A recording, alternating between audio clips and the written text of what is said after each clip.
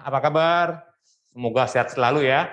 Senang sekali kita berjumpa kembali dalam acara IAI Podcast, Bincang Santai bersama IAI.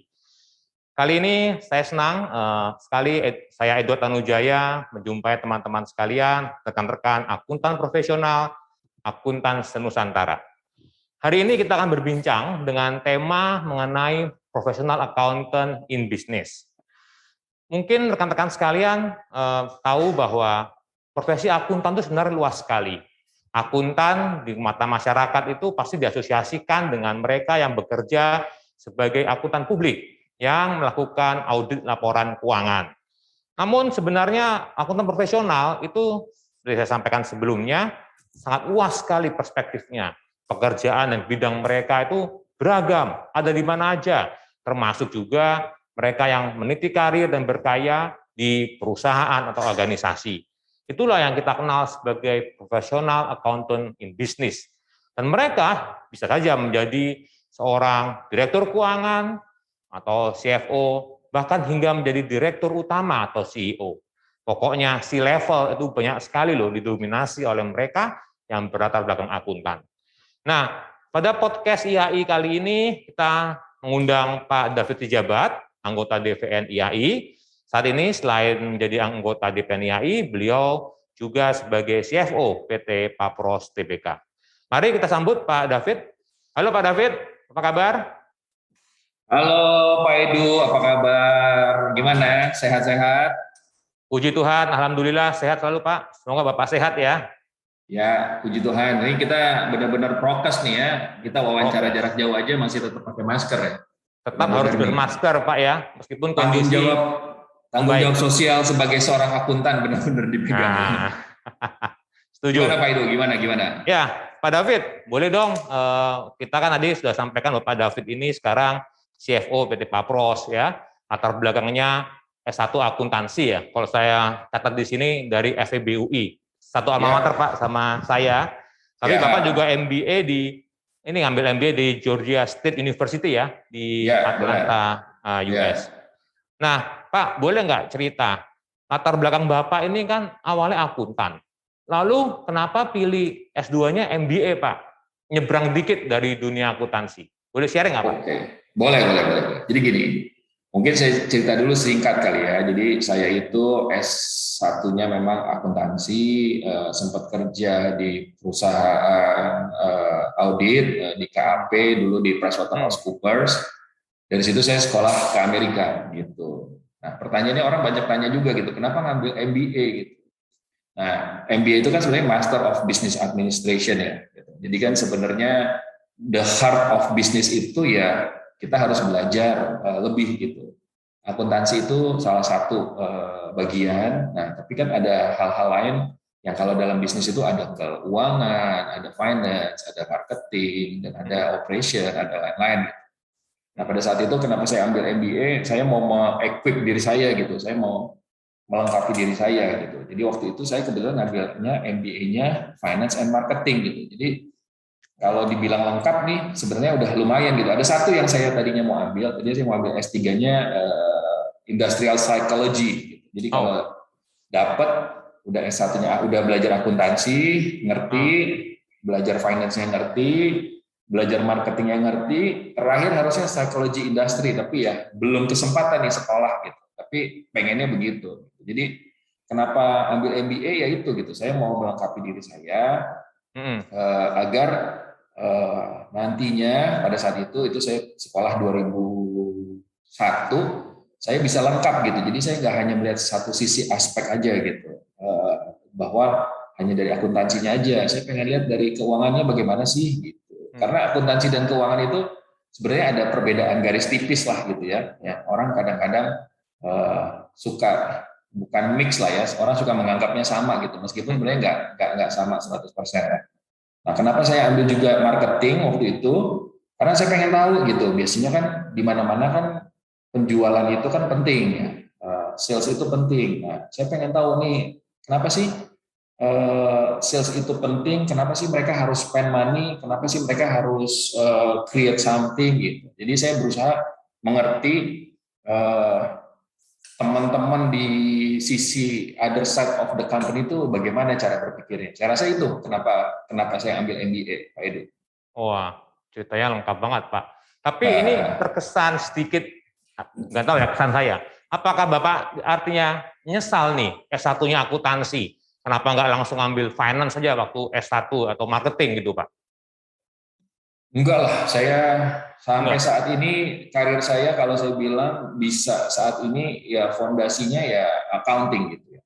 Oh, accounting as the foundation ya Pak? Accounting as a foundation, at least for me accounting as foundation gitu ya. Karena seorang itu, saya suka bilang ya, mungkin udah ada pernah orang yang ngomong berkali-kali gitu. Tapi menurut saya accounting itu actually the language of business gitu ya. Jadi betul. Satu perusahaan itu sebagaimanapun dia bagusnya, kalau nggak ada orang accountingnya, nggak ada orang accountingnya yang bisa mengkomunikasi, itu nggak akan berhasil. Gitu.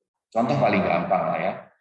Sekarang mungkin teman-teman suka lihat banyak warung ketoprak gitu ya, atau warung bakso di mana-mana pembelinya bererot gitu, panjang gitu.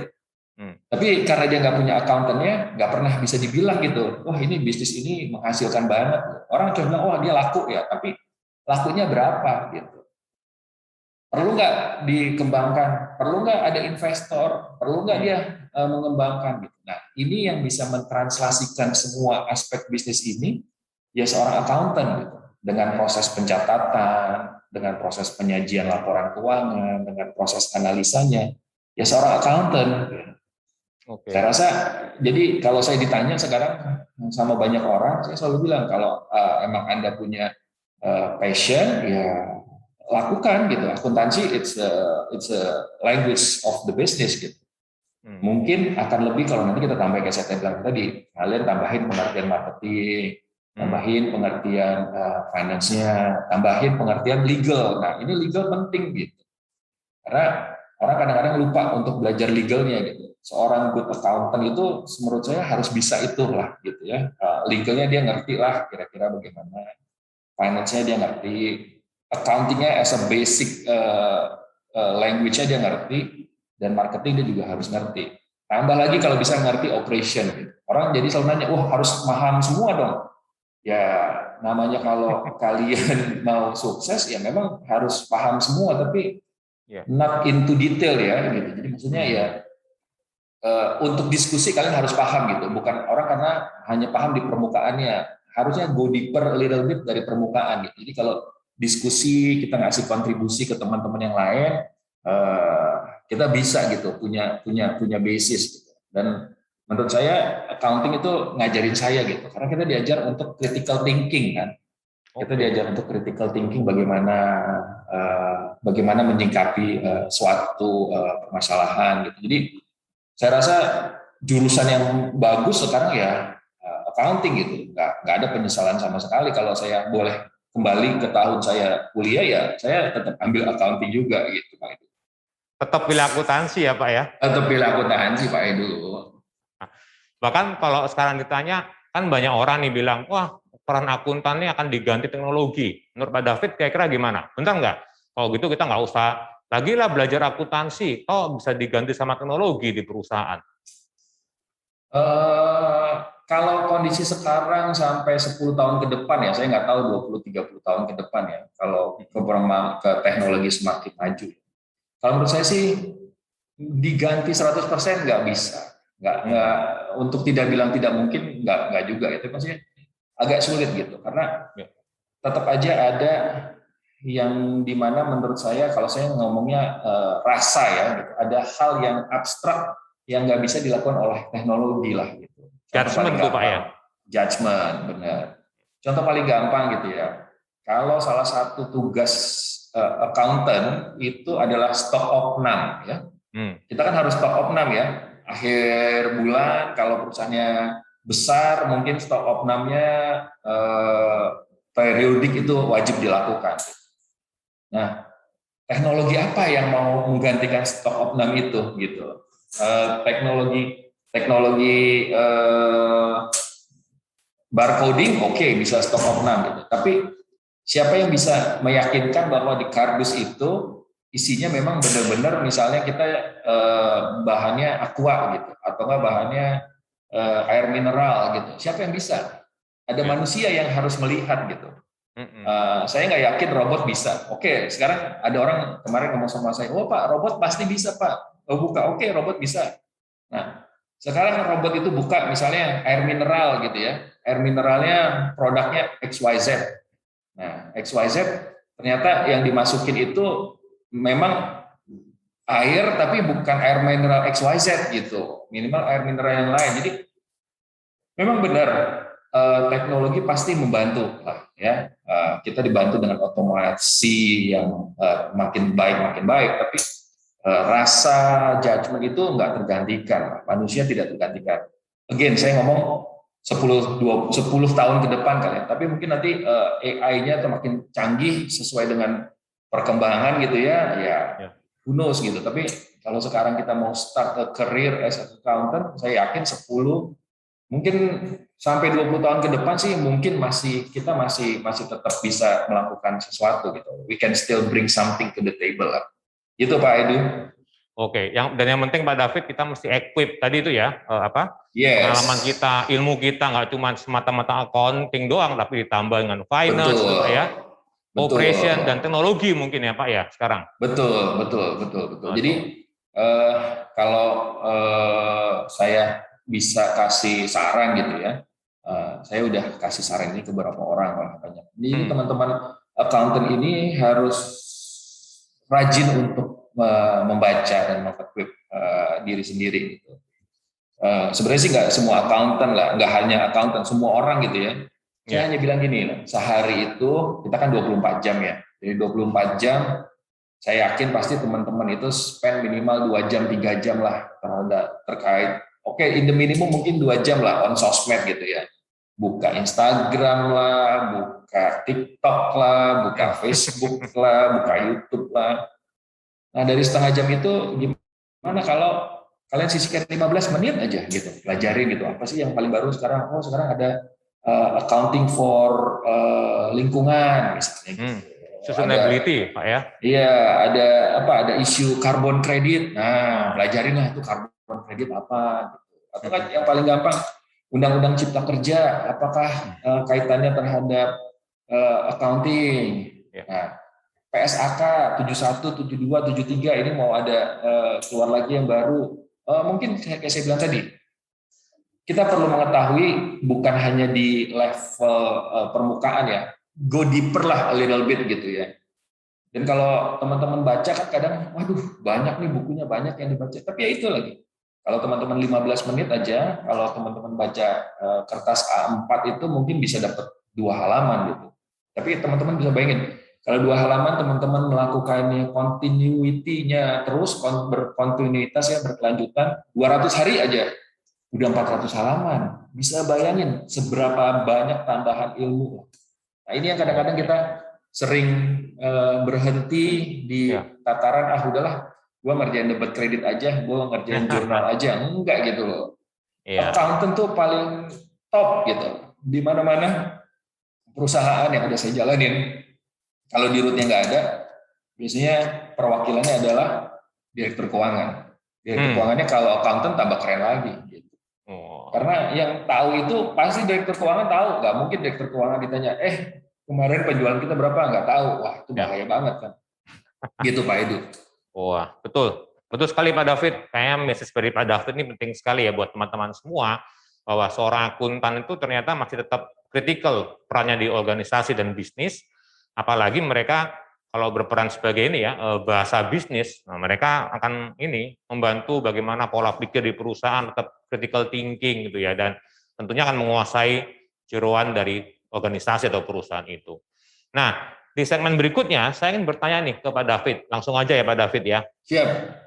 Pengalaman profesional Bapak nih, Bapak kayaknya pernah di KAP ya kan, tapi saya lihat kebanyakan berkecimpung di perusahaan. Jadi saya pikir pas nih kalau kita tanya-tanya tentang peran akuntan in business gitu ya. Nah, saya penasaran, Bapak itu kan CV-nya kebanyakan lama-lama di media nih, ya kan, industri media. Sekarang jadi CFO di Papros, industri farmasi. Nah, ini kenapa Pak? Apa nggak kagok tuh nanti dari media pindah ke farmasi gitu? Meskipun ya sama sih mungkin ininya ya Pak, direktur keuangan atau apa, tapi kan beda itu industrinya Pak. Oke. Oh ini pertanyaannya kalau diterangkan bisa 2 hari, 3 hari nih. Oh jangan Pak. Jadi waktu saya jadi auditor, kebetulan pada saat itu saya have a broad experience gitu lah ya. Jadi saya pernah auditor di Indonesia dan pernah auditor di Amerika. Gitu. Jadi kebetulan industrinya ada industri-industri yang memang saya tanganin gitu. Jadi saya dulu pernah tanganin pertambangan, saya pernah tanganin manufacturing, saya pernah tanganin insurance gitu. Jadi dan saya pernah tanganin perusahaan health lah waktu itu ya. Jadi memang dengan menjadi seorang auditor itu kita terekspos dengan banyak industri. Jadi mau nggak mau itu pasti akan melekat lah sedikitnya. Dan dengan kita menjadi auditor, kita tuh punya kalau saya suka menyebutnya best practice gitu. Jadi best practice di semua industri itu mungkin 70-75% itu sama benang merahnya gitu. Mungkin hanya 25% ke 20% yang tailor to that industry gitu. Contoh, cost efficiency di semua industri pasti ada. Nah, tapi perbedaannya mungkin kalau di manufacturing kita harus punya bahan baku sedikit mungkin gitu.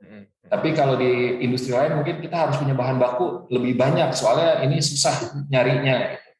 Jadi kalau saya ditanya latar belakang saya ada begitu. Nah, tapi memang benar saya terakhir cukup lama di media. Gitu. Tapi dengan saya switching ke farmasi, dengan tadi saya bilang bahwa 75% sampai 80% benang merah satu perusahaan best practice itu sama. Jadi mengadjustnya itu sebenarnya tidak terlalu sulit gitu. Cuman yang yang spesifik to di industri yang memang kita harus belajar. Dan kayak tadi, kalau kita mau belajar, pasti bisa gitu. Saya awal-awal juga masuk ke industri farmasi, saya mikir gitu, wah ini kira-kira apa ya gitu. Tapi percaya nggak percaya, ya I spend times gitu untuk pelajarin bagaimana sih bisnis prosesnya gitu. Karena yang paling penting yang kita pahamin itu bisnis proses gitu. Jadi kadang-kadang kita di luar dan di dalam itu berbeda gitu. Kadang-kadang teman-teman mungkin wah industri farmasi ini lagi booming dengan keadaan COVID begini gitu. Benar booming, tapi satu sisi gitu, sisi obat-obat COVID, obat-obat vitamin, penambah imun. Tapi obat-obat yang lain yang selama ini mungkin dipakai untuk dokter operasi sekarang makin sedikit kan, orang nggak berani COVID gitu. Jadi ada balance di situ gitu, ada keseimbangan baru yang terjadi. Nah itulah yang memang harus kita pelajarin gitu. Jadi kalau saya, selama saya menjadi C-level ya, tiap saya join organization, biasanya saya sebulan pertama tuh saya spend untuk knowing bagaimana sih bisnis prosesnya gitu. Saya nggak malu untuk bertanya, bahkan kepada level apapun saya nggak malu untuk bertanya. Kadang-kadang orang kan malu, wah gue udah direktur nih, udah C-level, masa gue harus nanya ke anak buah gitu. Tapi kadang-kadang yang kita nggak sadarin, kadang-kadang anak buah ini lebih candid gitu, ngomongnya apa adanya, tidak dibuat-buat, ngajarin kita gitu. Jadi saya suka begitu. Jadi sebulan pertama biasanya saya di ini organization, saya biasanya tentu saya bicara dengan satu level di bawah BOD, saya bicara. Tapi saya suka datang ke bawah gitu, carilah, ntar ada karyawan pelaksana, saya tanya, bagaimana di sini? Apa yang menurut kamu kurang? Oh Pak, kurangnya begini, gitu. Bahkan saya nggak ragu untuk tanya misalnya ke driver lah, supir gitu kan. Supir kan kita pasti ada dapat supir kan dari kantor. Saya tanya, Pak, selama Bapak jadi supir di sini, menurut Bapak apa yang baik, apa yang nggak baik, yang mana sih yang kurang gitu. Nah, itu yang kita harus mau untuk dig deeper gitu. Jadi switching dari satu industri ke industri lain sebagai fungsi misalnya direktur keuangan mungkin tidak terlalu bertolak belakang 100% karena 75 sampai 80% is the same gitu, adalah cash flow, manajemen cash flow gimana, manajemen net income bagaimana, product mix bagaimana. Tapi kan bisnis prosesnya yang kita harus pahamin gitu. Kayak farmasi ini dari bikin obat sampai keluar itu lama gitu, karena ada proses ke sana lah, ke PT ke badan inilah, minta izin ke departemen ini gitu. Nah, ini yang kita harus pahamin gitu. Jadi tadi pertanyaannya Pak Edu, bagaimana nih dengan switching ke media ke farmasi? Ya, saya harus bilang bahwa saya memang harus tambah belajar gitu. Tapi dengan belajar ini, karena kita tadi saya bilang kita udah harus dari awal critical thinking, kita akan lebih dipermudah. Gitu. Mungkin kalau di media saya udah paham lah gitu, tapi ke sini ya sebulan pertama ya saya belajar, dan menurut saya itu hal yang wajar ya, orang di mana-mana masuk kerjaan baru kan ada learning period ya gitu ya. Nah, tapi learning cycle-nya harus kita percepat gitu. Orang-orang kadang-kadang ya udah gue belajar dulu, nanti nunggu setahun. Wah, setahun your boss udah not happy gitu. Performnya masa setahun gitu-gitu aja gitu. Jadi kita harus mempercepat gitu. Nah, saya rasa gitu Pak Edu gitu. Wah, mantap nih. Artinya walaupun jadi CFO atau CEO tetap harus belajar dong Pak David ya. Nah, belajar itu nih. hal yang wajib Pak, nggak wajib. Ya kalau menurut saya selalu menganggap kalau kita ini sebagai manusia, Tuhan kasih capacity otak kita ini pasti masih bisa tambah terus. Cuman yang jadi problem adalah kita, dan kadang saya juga kejadian di saya gitu. Saya nggak bilang saya rajin 1000%, enggak. Kadang-kadang ada rasa males, ada rasa aduh apa ya, capek, penat gitu Pak ya. Kadang-kadang suka nanti gitu. Tapi yang selalu membuat saya kembali lagi adalah apa? Saya punya goals dalam hidup saya ini gitu. Jadi waktu saya dulu itu saya udah set goal. Saya umur sekian mau jadi ini, umur sekian mau jadi ini, umur sekian mau jadi ini, umur sekian mau jadi ini. Nah, jadi pada saat saya males, pada saat saya udah mulai slacking gitu ya, udah nanti aja, saya selalu ingat, oke. Kalau Anda mau sukses, kalau orang lain kerjanya 10, Anda harus kerja 20 biar bisa sukses gitu. Nah ini yang kadang-kadang teman-teman lupa nih gitu. Aduh, gua udah 5 tahun kok nggak naik-naik ya. Kemarin si A 3 tahun dipromosi gitu. Tapi dia lupa, si A jam 8 pagi udah di kantor. Si A jam 8 malam baru pulang gitu. Saya nggak bilang bahwa kalian harus kerja sampai malam juga, enggak ya. Tapi deliver the smart output itu yang penting gitu. Jadi kadang orang membandingkan, wah saya 5 tahun, 3 tahun. Jadi rata-rata di tempat saya kerja, Pak Edu kalau boleh tambahin, saya selalu berubah. Kalau saya mau promosiin orang, saya bikin job opening. Jadi siapa yang merasa dirinya mampu, silahkan. Kita nggak mau orang terbatas bahwa harus di posisi ini 5 tahun dulu baru boleh promosi, enggak.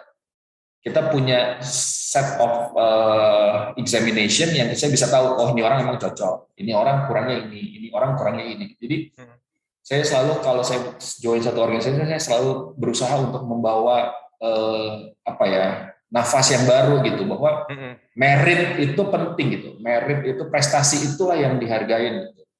Senioritas oke, kita akan consider satu senioritas, tapi yang lebih exactly penting itu karena kita being a profesional adalah prestasi gitu. Dan teman-teman gak usah khawatir gitu, prestasi itu naik turun gitu. Jadi jangan, wah Bapak karena udah jadi direktur sekian lama, enggak gitu.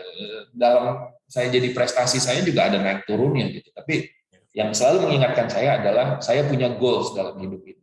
Jadi kadang-kadang kalau teman-teman, saya boleh kasih saran nih teman-teman accountant muda, ada goals dalam hidup ini.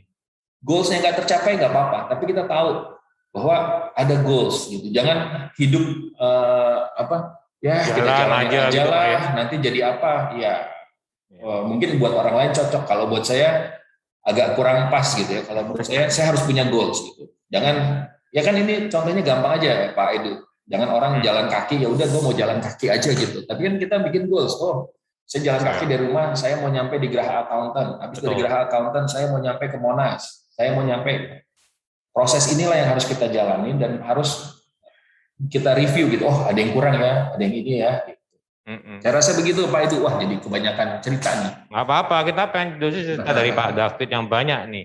Pak, jadi kalau boleh disummary kan, ya seorang eksekutif pun, mau CEO, mau CFO tetap harus belajar, gitu ya. Belajar itu bisa dari mana aja, dari anak buah bisa, bahkan yang level bawah pun yang kadang-kadang kita nggak kepikiran. OB, bahkan driver itu kadang-kadang kita dapat informasi banyak loh ya Pak ya. Saya setuju dengan pengalaman Bapak dari industri karena mereka pasti lebih lama dari kita dong ya nggak? Iya. Dan mereka tahu orang lapangannya. Tapi sumber belajar juga dari buku kan Pak ya. Buku juga penting nih. Iya. Kalau boleh tahu nih buku favorit Pak David apa ya? Buku favoritnya sekarang? Waduh, buku favorit saya banyak, jadi saya nggak bisa sebut lah. Jadi buku favorit saya kalau saya bilang PSAK nanti pada nggak percaya. Gitu. Tapi percaya nggak percaya PSAK selalu ada di buat saya gitu. Kalau buku favorit banyak lah, kita nambah-nambah pinter ya. Jadi banyak buku-buku yang saya baca gitu. Mungkin buku yang kalau dibilang favorite sih, bener-bener favorite sih, hampir satu judul tuh nggak ada ya, tapi biasanya saya sukanya ya buku-buku terkait bisnis gitu, performance bisnis bagaimana lebih meningkat. Kadang-kadang saya baca jurnal Harvard Business School kan suka ada jurnalnya tuh. Oh ya, HBR ya Pak, Harvard Business Review. Ya, itu kan suka ada jurnalnya. Nah itu kadang-kadang baca di situ gitu. Apa sih yang lagi hits hari ini gitu. Nah, saya biasanya dari situ gitu. Nah, tapi juga ini buat teman-teman nih, ini penting nih untuk Pak Idu break up gitu. Jangan semua yang dibaca di internet kalian percaya 100% juga gitu. Karena harus cek dan recheck gitu ya. Saya lama di media juga gitu. Jadi sekarang gampang banget tuh di internet kita bikin website bisa nih. Saya hari ini bisa bikin website accountant profesional apalah gitu. Terus saya kasih tahu hal yang salah. Orang banyak langsung menyitir ke situ gitu, mengquote, oh enggak kan ada di websitenya si ini gitu. Nah, disitulah saya bilang tadi critical thinking perlu cross check. Ya. Kalau perlu double check, kalau perlu triple check. Gitu. Triple check. It's different. Kalau buku ada penanggung jawabnya jelas siapa. Kalau internet orang bisa tulis aja namanya. Mungkin yang tulis saya gitu ya, accountanthandal.com. Tapi saya tulis namanya Edward Tanujaya gitu. Nanti Edward yang kena kan gitu. Padahal belum tentu isinya benar gitu. Using the internet is okay, using technology okay, but make sure you check, double check, if necessary triple check. Terutama untuk informasi-informasi yang begitu gitu. Oke. Makanya IAI hadir Pak David di media sosial ya. Karena IAI pasti udah jelas lah penanggung jawabnya. Udah jelas. Pak David ini penanggung jawabnya. Iya. Dan kita ada PSAK online loh, jangan lupa loh. Kita ada PSAK online, ada di HP juga gitu. Pak, bisa dilihat. PSAK online itu penting gitu. Jadi teman-teman, ya ini kalau saya mau jujur, saya harus jujur gitu ya. Nggak semua PSAK saya hafal to the letter, nggak mungkin gitu. Bukunya setebal ini kan, tebal banget gitu. Tapi kita udah harus paham kira-kira, oh ya ini PSAK berapa ya, oh ini PSAK berapa ya, gitu. Dengan sekarang ada di handphone, wah kita dimudahkan banget, tinggal search, cari, dapet deh. Iya. Nanti dosennya langsung, wah ini anak bagus nih, you got angkanya apa sekarang? Wah nanti masuk kantor akuntan bagus, gitu buat teman-teman. Kalau di kantor cepat promote-nya juga kali Pak ya, karena bisa ngasih pasti. So Pak David, sebagai penutup segmen ini, artinya kalau boleh saya simpulkan, ya, mungkin Bapak juga berpendapat, your background as professional accounting, ya Pak ya, itu sangat berperan sampai membuat karir Bapak ini ya di C-level di berbagai industri, gitu ya Pak ya. Dan bahkan sampai sekarang di level CFO di Papros yang juga anak perusahaan BUMN ya Pak ya. Yeah. Itu menurut saya, nggak tahu Bapak setuju atau enggak, your background as professional accountant itu sangat penting. Setuju nggak Pak? Setuju banget. Karena kayak tadi saya bilang tadi, being accountant kita diajarin untuk critical thinking. Dan critical thinking itu untuk pegangan hidup di mana aja penting. Apalagi di bisnis gitu. Karena kita bisa tahu, oh kenapa harus ini ya, kenapa nggak ini ya, kenapa harus ini ya, kenapa nggak harus ini. Gitu. Saya setuju banget. Akuntansi bagus lah untuk fondasi dari pengetahuan itu very good. Iya. Dan itu rekan-rekan ya, kalau di dunia akuntansi yang namanya critical thinking itu juga kita kenal sebagai professional skepticism. Jadi kita nggak gampang percaya begitu saja, tapi kita coba cari tahu apa sih di belakang ini, kenapa sih ini terjadi demikian, gitu Pak ya. Jadi kita terus berupaya untuk mencari jawaban-jawaban gitu ya dari permasalahan. Kalau ada permasalahan sih oke, itu namanya good problem. Daripada kita nggak ada permasalahan, ya kita nggak bisa berpikir gitu ya. Oke, Nah, Pak David, kita ke segmen ketiga ya, boleh ya? Boleh. Pak, tadi kita nih IAI itu kan anggotanya akuntan tuh dari berbagai spektrum ya. Dan kadang-kala tuh image akuntan tuh udah tua ya kan, kacamataan gitu ya. Lalu kayak orangnya kuper gitu. Tapi kita tuh juga ada anggota muda loh Pak. Anggota muda nih para mahasiswa, the millennials gitu Pak. Nah, saya pengen Bapak nih kan sudah pengalaman lama di dunia bisnis dan juga berlatar belakang akuntansi. Menurut Bapak, kira-kira nih, pesan apa yang mau disampaikan kepada para akuntan muda ini, para mahasiswa akuntansi se-Indonesia ini, Pak? Oke, jadi pesannya saya bilang tadi ya, nomor satu itu keep learning ya, kita harus tetap belajar. Spend waktu Anda 15 menit aja sehari, kalau bisa setengah jam lebih bagus, kalau bisa 1 jam lebih bagus, untuk memperkaya diri lah. Pelajarin apa yang kalian perlu pelajarin itu. Udah kurangin lah main sosmed yang lain, 15 menit harusnya nggak banyak. Itu kalian harus lakukan. Nah, satu hal yang saya harus sampaikan gitu, kadang-kadang orang berharap, saya harus bilang ada beberapa profesi ya, begitu Anda lulus, Anda dapat kerjaan, bisa langsung naik gajinya tinggi gitu. Beda dengan kita accountant gitu. Accountant itu kalau Anda join kantor auditor yang Big Four, mungkin gajinya tinggi, tapi pasti kalah dengan satu profesi lain yang di sebelah. Tapi satu hal yang harus kalian remember, kalau accountant itu selalu trajektorinya naik gitu, naik.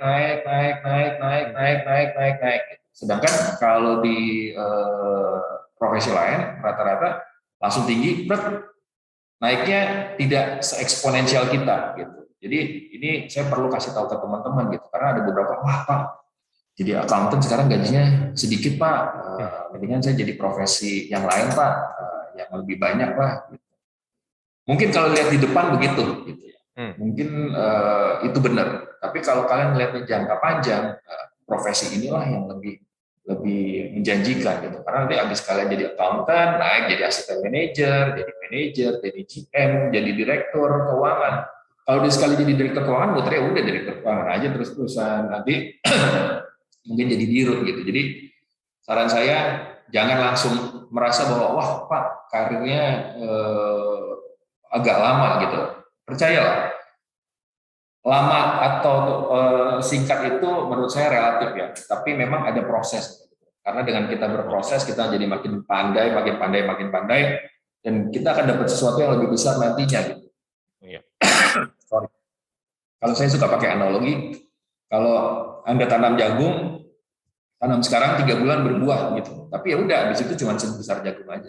Tapi kalau Anda tanam pohon jati, tanam sekarang mungkin masih bisa dipanen 10-15 tahun lagi pohon jatinya. Tapi harganya kan eksponensial dibanding dengan jagung ini. Meskipun jagungnya ditanam 10-15 tahun gitu. Tiap jagungnya kita panen, tanam, saya yakin bahwa jati ini lebih mahal gitu. Jadi pesan ke teman-teman, nomor satu belajar, harus belajar dan terus belajar.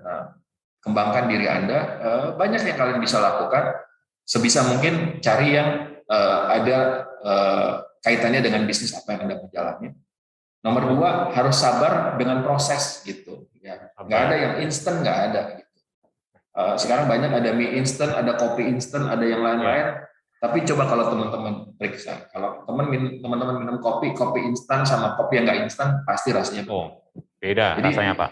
Harus believe on the process gitu. Ini yang saya minta teman-teman harus punya. Dan saya juga belajar gitu. Saya juga dulu mungkin kayak teman-teman juga, waduh, saya ngeliat tetangga saya lah gitu ya, kerja di di profesi lain lah, saya nggak enak nyebutnya ya. Langsung gajinya 2 kali lipat gaji saya gitu. Padahal saya dulu udah kerja di PricewaterhouseCoopers gitu. Tapi sekarang saya bisa bilang gaji saya jauh lebih tinggi daripada dia. Gitu. Dia naiklah gajinya, tapi ya udah gitu, udah on that level aja. Nah, proses ini yang memang harus kita jalanin. Nah, jadi nomor 1 belajar, nomor 2 proses, nomor 3 kita harus punya ketahanan. Ya, karena pada saat menjalani proses ini kita perlu tahan gitu. Saya selalu kasih tahu ke teman-teman, kalau ada yang masuk kantor accountant, auditor gitu, setahun mau keluar, saya bilang Anda sayang.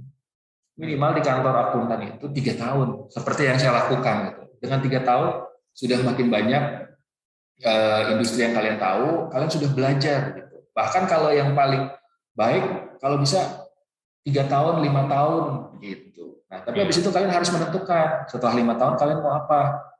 Apakah kalian tetap sebagai profesional, sebagai di kantor akuntan, atau kalian mau jump to the industry. Tapi kalian sudah punya modal nih, gitu.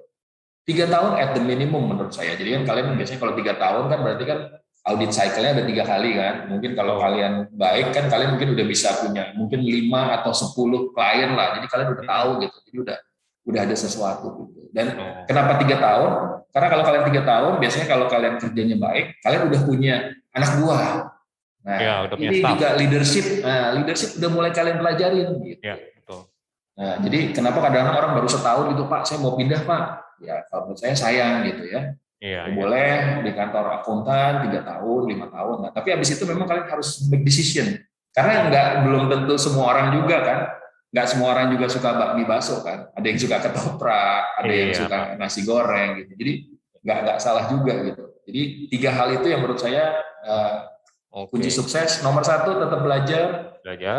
Nomor 2 harus believe on the process. Nomor 3 daya tahan. Endurance, endurance. Kalau kalian melakukan itu, percaya deh. Nah, nomor 4 penting juga. Jangan lupa berdoa. Ya, berdoa itu penting ya. Work and life balance itu penting. Kadang-kadang orang terlalu sibuk gitu ya, sampai lupa berdoa gitu untuk memuji Tuhan itu kadang lupa. Nah, menurut saya ini penting gitu. Karena inilah bagian spiritual yang membuat kita jadi balance gitu ya. Apapun yang kalian dapatkan ini kan karena berkat dari Tuhan. Jadi itu yang tetap harus kalian lakukan. Mungkin gitu Pak Edu, kalau saya boleh kasih tip ke teman-teman gitu. Mantap tipsnya ini Pak. Boleh tambah satu lagi nggak? Kalau boleh. Boleh. Nah, yang kelima ini nambah nih. Ini yang penting juga nih. Networking ya. Jejaring itu penting ya. Dan kita nggak usah malu, nggak usah ragu gitu. Jadi dulu waktu saya mulai karir saya juga malu gitu. Aduh, saya mau kenalan sama GM ini, direktur ini, saya agak malu gitu. Tapi setelah kesini saya pikir kenapa saya harus malu ya? Karena kondisi sekarang saya nggak kenal. Kondisi saya misalnya mau minta kenal pun dia nggak mau kan ya tetap ke kondisi ini kan, bukan jadi lebih buruk kan, gitu kan? Kondisinya sekarang istilahnya di 0 nih gitu. Saya kenal dia mungkin jadi plus jadi 1. Tapi kalaupun dia menolak ya tetap di 0 kan, bukan jadi minus gitu. Jadi nothing tulus ya. Nothing tulus lah gitu. Kalian harus tapi tetap sopan ya gitu. Network itu penting dan kita nggak pernah tahu kapan network ini akan jadi penting buat kita. Tapi networking seperti di mana-mana ya harus di-maintain gitu. Jangan pas lagi di WA, pas lagi ada butuhnya aja, pas diajak lagi ada perjanjian gitu. Tetap harus ada networking lah. Jadi mungkin tadilah 5 tadi itu biar kita ada 5 lah ya. Pas tuh. Nomor 1 tetap belajar. Nomor 2 believe on the process. Nomor 3 adalah endurance, daya tahan. Nomor 4 jangan lupa berdoa. Nomor 5 networking. Oke. Ini semua harus jalanin secara balance. Jadi namanya work-life balance gitu ya Pak ya. Benar. Pak Edu udah mantap banget. Iya, siap. Sama sosial juga. Kadang-kadang harus gaul. Nah gaul ini networking ya Pak. Networking tadi udah benar sekali. Dan nggak usah pilih-pilih teman. Kadang-kadang Pak ya kita nggak pernah tahu loh. Teman kita ini kelihatannya kok biasa-biasa aja. Ternyata background dia kan luar biasa. Dan benar, Pak. Saya sendiri punya pengalaman banyak Pak, kita nggak pernah tahu nih ketemu 10 tahun lagi ternyata dia udah jadi someone gitu loh. Dan itu kita harus berhati-hati lah, maksudnya tetap baik, ya tetap sopan gitu ya. Jangan buat orang sakit hati gitu ya Pak ya. Betul. Prinsipnya kalau kita nggak bisa bantu, jangan ngerepotin gitu ya Pak ya. Itu betul.